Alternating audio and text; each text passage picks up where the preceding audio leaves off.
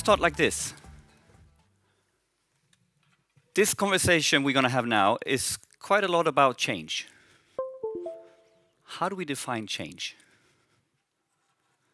I used to do it the old way when I was a consultant before I was at Vattenfall the last years. We have our assist situation, we have our to be what we want to be, and we do a gap analysis and we can clarify it. And then we do a lot of plans and we work. But I think change when it comes to these topics is more like this change. We have our domain competence, our domain experience in assets, in manufacturing, and here we have data and AI. Now, as long as this is over here and this is over here, we are not going to get to our new core. So how do we make this change happen? I think it's that simple. You start a little bit, and the point is, you lose something on the way, you get some waste, and you will derail a little bit. But the core topic here is that there is only learn by doing in this. Hardcore. Okay? So when people want to build big platforms before we get started, it's not going to work like that, because ultimately, the guys in the black has little understanding for the guys in the white, or the girls in the white. You know, engineering culture, hip software culture, yeah? And we're going to make something new. We're going to make latte out of it. Okay, so this is what we're talking about. How do we make that happen?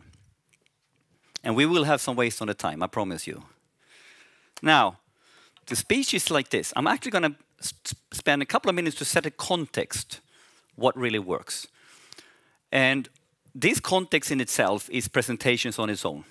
But I will be very brief on that, because I want to leave as much as possible to talk about the stuff that Grundfos is doing, that I've been having the pleasure to work with them on.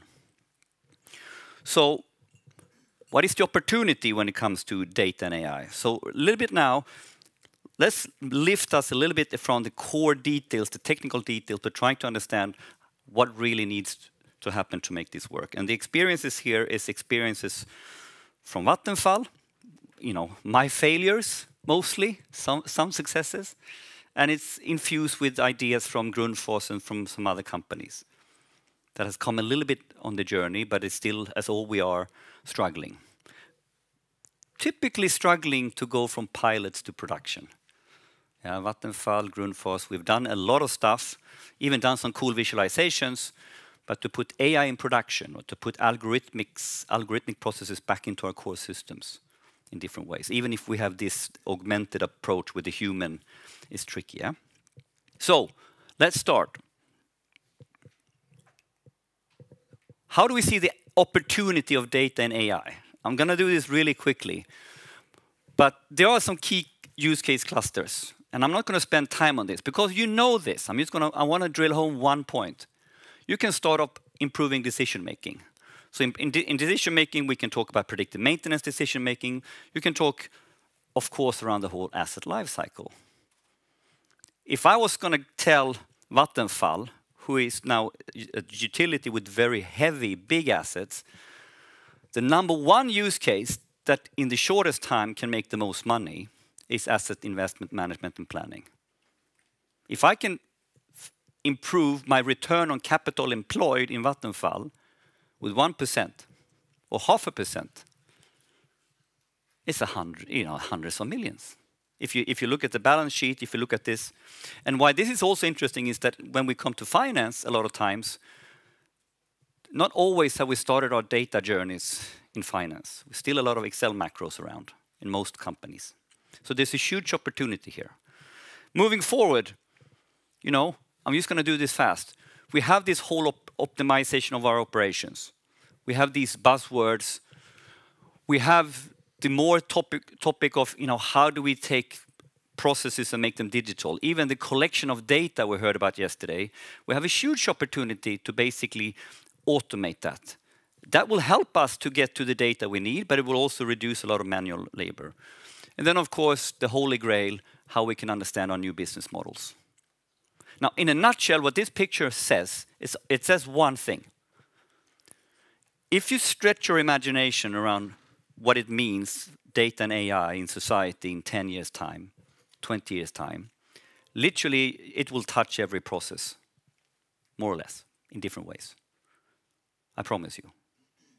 So we are in this situation where we are, in a way, needing to reinvent the way we understand our operations. We need to reinvent the teams that are operating. Who is in the core team? That's my prediction. Okay. The difference here, when you come out to the right, we're talking more and more towards algorithmic business. So let me expand a little bit on this. Next question. Where do we find these opportunities? So it's really hard to get started. And one of the main blockers is that the domain guys who has the experience in whatever they are working on, they don't have the data AI literacy. They don't have the understanding for what the mechanics are. We are not schooled maybe in those mathematical models and how that works. But ultimately, it's very simple, I think. If you're really good at your KPIs and understanding your driving KPIs, your operational KPIs, so what are the levers we have, our fundamental levers that is improving on our bottom line, our EBIT, our cash flow, our ROCE and stuff like this. So what are the things that we can pull, when we build projects, when we plan to build a wind farm, when we plan to build a new plant, when we build it in the whole project phase, when we operate it, how we do the reinvestment planning, refurbish, retire, replace. So if you start working from your core KPIs, I think it's a healthy way to get your sponsors, your line manager owning the P&L, owning the business unit heads. Why do we need to do analytics? Okay, get them started in their own P&L. I think this is a good way. And then, of course, it's about being able to link now how data quality, what's the KPI on data quality and how does that relate in your driving KPIs and stuff like that. But I think it's a good way to start. One more thing, I just want to reflect a little bit about what we're talking about here. When we go from, value, when we talk about getting to value, okay? So even way back, there is this model you will see soon. To understand, how do we relate data to the concept of, operational value? And for me, if I use this model, it's a way to sort of get the picture of the world. So we're talking about different levels of how we are sort of becoming more and more analytical. The descriptive analysis, plus, looking at the past, diagnostics, looking at why it looked like it didn't in the past, predictive, prescriptive, decision automation, decision support, task, The whole model here is in a way very simply, it's sort of highlighting a fundamental flow from data to information, to knowledge, to action, to result. So ultimately, value comes from the actions and results we do. Yeah? So you can have the nicest dashboard in the world, you can build the coolest algorithm, but if you don't make it down into the hardcore, normal business process, there's no value from it. Okay? If you're not changing behaviors, if you're not taking action, there's no value. So here is a little bit also in this picture, it's hidden a couple of key learnings. Number one, if I look at the old type of IT, our traditional IT, if you look at, we have done computerization of our analog processes for years. They have been more on the lower levels. We are collecting data and information, and we leave it to the humans to understand and interpret the data and do the higher part of taking action and making decisions and taking actions. And what I think this real paradigm shift is all about is actually that when we're talking prescriptive and cognitive and all these kind of topics, is that we are taking some of these decisions and we're understanding that we actually can crunch a lot of data to have a fact-based understanding on that. So then we're getting up to here, the predictive part and this prescriptive part.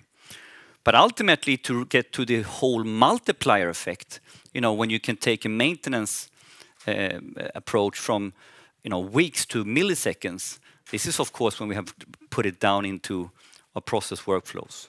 One of the greatest maintenance examples I've heard ever was on one of these stages with Hyperight a couple of years ago, where we had Siemens Gamesa, Henrik Pedersen talking on stage.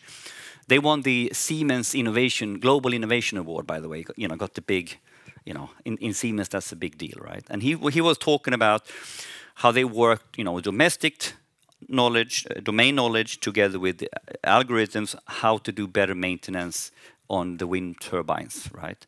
The whole point was that they connected it the whole way out to the planning of the people going out servicing the blades or the turbines.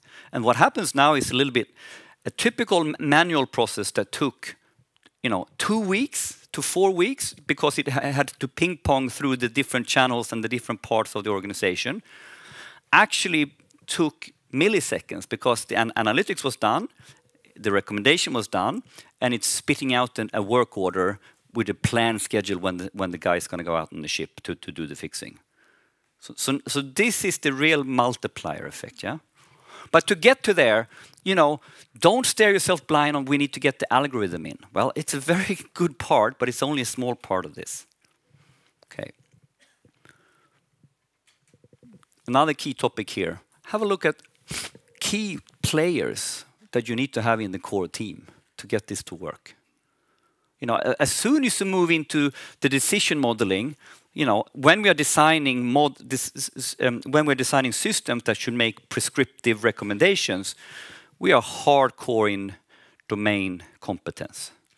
You know, and domain competence is actually twofold. Here we're talking about competence in maintenance in relation to the asset. So maintenance in a mine is quite different to maintenance in a nuclear power plant. It's quite different to do big plant maintenance to do maintenance on products, like a truck or something like this. So it's really hardcore domain expertise in these areas that you now need to infuse with guys who can do the math. And this will not happen. We heard it perfectly yesterday by Martin.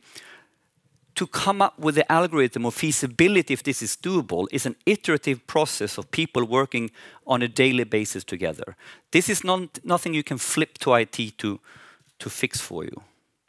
Okay, so you know, if you really, really want to do this, and I don't think it's a matter of if, it's more about when are we mature enough to understand it, to get going after it. And I had a nice conversation with Diego the other day, and we were saying like, oh shit, I hope Europe wakes up soon. You know, if you haven't read enough, go out and read how much the guys in China is investing right now in all this. It's ridiculous in relation to what we are doing in Europe. So that's the first topic, yeah? Why are we doing this? Second topic now is some sort of context around the challenge. And I'm going to be quite brief here, because the bottom line here is very simple. We are investing more and more money into it, but we're not seeming to become so much more data-driven. So one of the biggest surveys that is done every year is this big data AI executive service in the North America.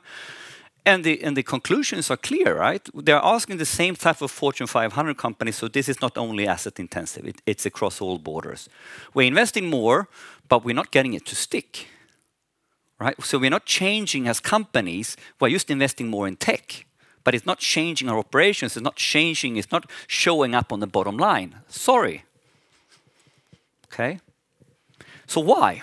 Why is this so hard?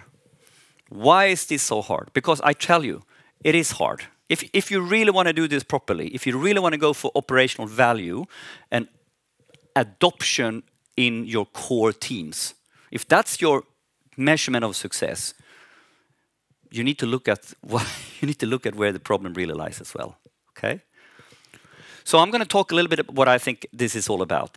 And this is a storyline that, for me, I grew up in, you know, the last 7 years in Vattenfall to trying to, you know, wrap my head around why is this so hard. And I made some ideas what I think. So this is very much a personal reflection that I'm giving to you. You can take it for what it is. You can say it's all bullshit, or you can maybe think, maybe he has some points. I compared it with Grundfos. We think, you know, about the same type why this is hard. So in very short time, I mean, like, what I'm going to do now is it's a whole presentation in its own. But it's a little bit like understanding the challenge on the strategic level for our top executives, understanding, the middle manager challenge, and then that tells us something about how we need to organize it on operational level. Okay, so top line, this is not the whole truth, but top line, I think the main challenge here is two main things. Two main things that makes this really, really hard. Number one is that we are truly in a macro life cycle shift. So we come, from a mature stage in the industrial age. Vattenfall, as an example, is a 100-year-old company. I heard Epiroc, we are a 140-year-old startup. I like that. Atlas Copco, yeah? That's cool. So the point is this, we are so far away from the innovation and pioneering stage. So we are 100, 140 years away from that. So the whole steering, the whole culture is around efficiency. And it has driven us into Tayloristic management, separation of tasks, because when you have a stable process, a stable situation, that's how you get efficiencies. It's a good idea. Now, if you're in a pioneering innovation stage, when you start up your startup in a garage, it's not a good idea to not be all in the same garage. It's that simple, yeah? So we have this shit. I'm super happy, mature in a wheelchair, yeah? And now, shit, I need to reboot the whole system and become a startup in my mindset, in my organization, in a 100,000 people company. Now, this is interesting stuff, yeah? This is one. The second one is, of course, very simple. McKinsey says, we will add trillions of dollars to the gross, the global gross national product until 2030. So the $1 trillion question that all CEOs have is a little bit like, they are trying to reimagine the new core business. What is it all about? What are we offering? How are we organized? And they are trying to understand how the hell are we going to get there? It's two fundamental questions that is above everything, if you truly believe that this is a paradigm shift that we're dealing with. Because it's a little bit like if you're not jumping on, at some point you probably not, you might be obsolete. And you have the interesting fact now that you have Africa and China most likely leapfrogging. China, they missed a little bit on the Industrial Revolution. They will never do that mistake again. Okay, so they are leapfrogging right now into the next stage. And if you listen to Reinfeldt or these guys when they are presenting now, what's the other guy? Bori. He talks about Africa as this huge opportunity. Yeah, they have a young population. They all have smartphones. They don't need industrial revolution. They go straight to digital. Boom. 50 years and you have a new superpower. So on that level, it's interesting. If you go to the next level, you come to the core topics of what are the key things that will make this very hard when we drive this? What will make this really tricky? And I want to highlight 3 key mechanics that I think you need to design to mitigate. You need to design to get that right. First of all, my personal belief is the way I understand this in an analog business is that the new core, the new business, the new operation, the new organization, they will live in an intersect.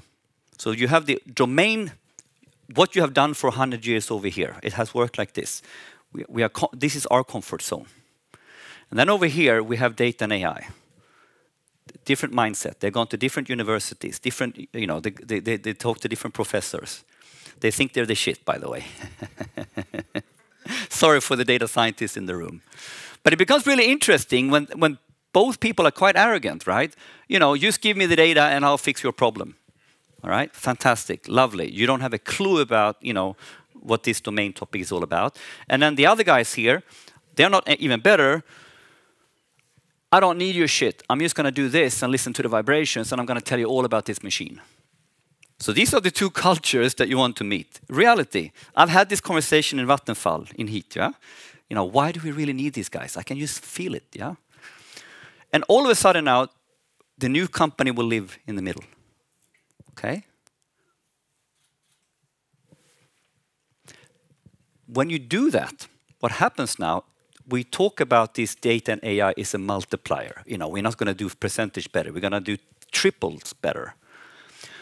There is a downside. There's a flip side of this multiplier effect. The multiplier effect is absolutely real because you need to have data times data science times data pipelines times domestic expertise times operational expertise, change management expertise, to get to this multiplier effect. But you know, if you know your math, if you put 0 in one of those topics, what's the value? It's 0. So the challenge here becomes, if you try to do huge projects, and you probably spend half of it on tech, yeah, and then the rest on data, nothing on change. Yeah. So there is, Boston Consulting Group talk about the 10-20-70 rule. You know, it's 10% about the mathematician building the algorithm, 20% about building the data pipeline, which is all about the data sets, the data quality, but also the tech pipeline, 70% about understanding operations and operational change. Okay? Are we investing in that way? 10, 20, 70 says the best of the best. Okay, but we're not following it, are we?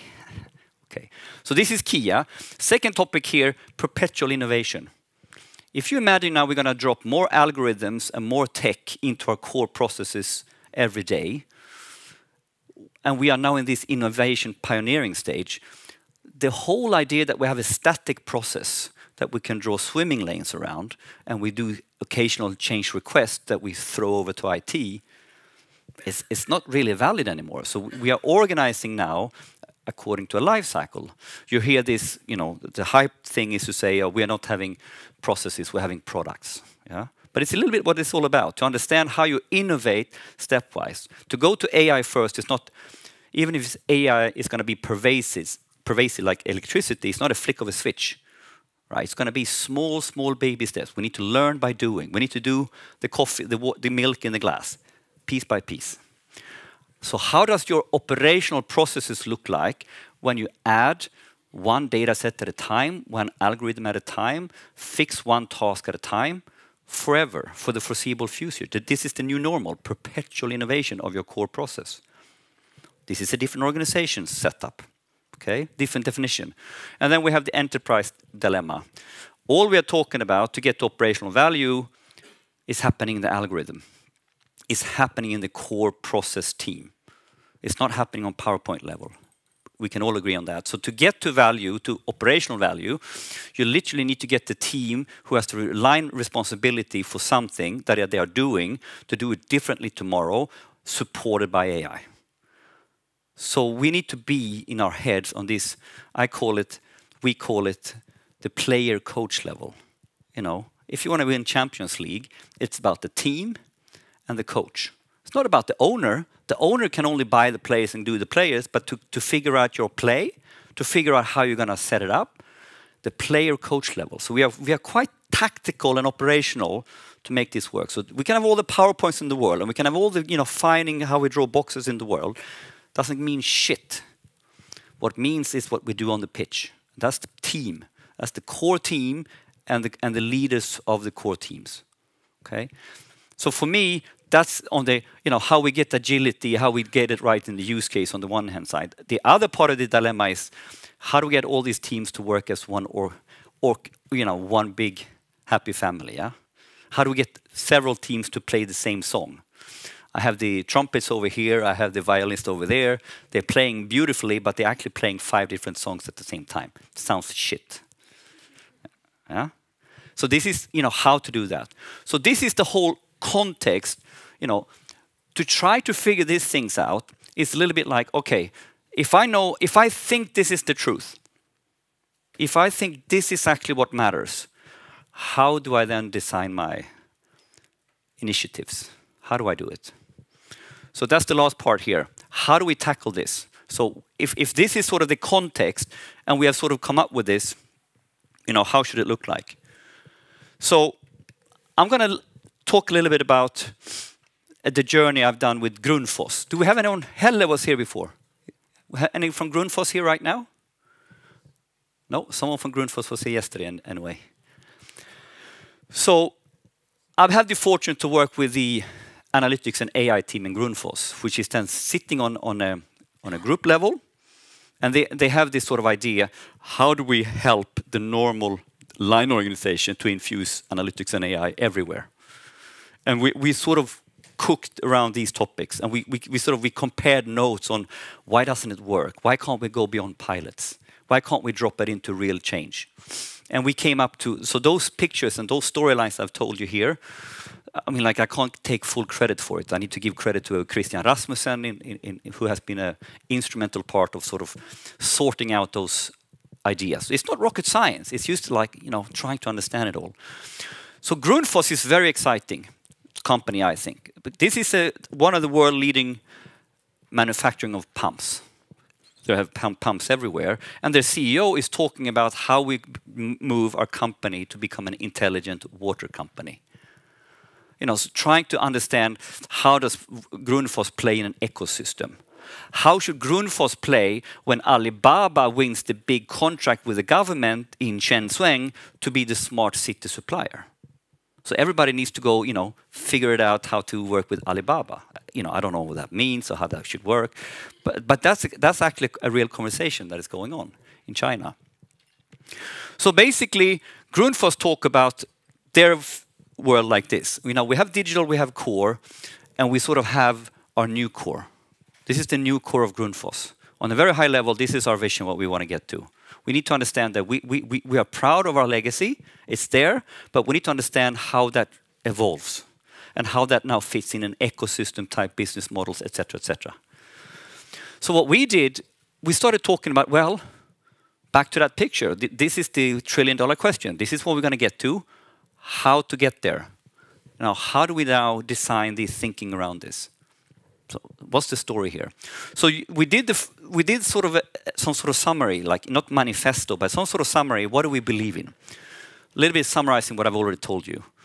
So what's this innovation engine characteristics going to be all about? We said, okay, the new core is a moving target. We're going to have more people moving in with other capabilities, more data, advancing technology. We're going to grow our asset base with data assets. So it's a moving target. So now we need to think about this intersectional topic. The engine needs to foster intersectional work. It needs to be perpetual, and it needs to balance these different assets. The multiplier effect. We need to work in a way so we are not only doing tech. We're doing the data. We're doing the change as well. Okay, and then we said the real emphasis on operational tactical level. So the team, the player coach, we need to get this right. It's better for us to get it right on the use case level. A little bit what Martin said yesterday. If you try to do it perfect for the whole company, you will fail. Yeah, it's too difficult. So focus on getting operational value first. That's number one. If you only have one use case, you don't need to worry about standardization. Maybe not even when you have two. It becomes a problem when you have 50. You don't have 50 things in production. I'm not talking about pilots. I'm talking about stuff in production. We need to work as an enterprise. So basically, we need to truly understand this DAIR dilemma, how to be, in one hand, very agile and focus on the use case, and then how to scale. But we can't leave this to chance. We need to design a learning organization. We need to think about the mechanisms, how we take things from one part of the organization, share it so it can be dropped somewhere else. It's not going to happen by chance because everybody's sitting with their P&L, with their KPI. You can't expect them to have time to work with everybody else. So someone needs to invest in that, put the communities in place, put the organization in place to make that happen. And then basically we are highlighting that, we can't draw the picture here anymore. It's too complex when we are touching everything. So it's a little bit about, change is about this glass that we're changing. And then learn by doing. So we're doing 5 minutes for time, 2 minutes for time? 2 minutes. So basically, here somewhere lies the real truth then, how to design this. So we basically started to think about this. How do we look at the innovation engine, right? How does that look like? So we said it's going to be around the use case. So we then start thinking like one use case, we need to take it through a life cycle. From ideation, what do we do in feasibility? What do we do when we start thinking about if we can take it to production? So the idea is never more to talk about pilots, But to talk about this as a venture capitalist, I have starting capital, I have stage 2 capital, I have stage 3 capital. So the idea is always to go to production and then weed out the bad cases with minimum investment. And you do this work in a way that you fix the operational use case, but piece by piece as you go along, you start picking down and learning capabilities that you can put on this enterprise scale. So if you create a role description in one use case, what does a data scientist do? What does a data steward do? You need to harvest that from that use case, and then you need to make that best practice. We have no other practice, so as long as we have nothing else, this is the shit. This is what we use. So then we need to design setups for how we get the people from the different use cases or the different parts of organizations to talk to each other, to share these best practices, and how do we give them mandate and through their bosses to get that to become decisions.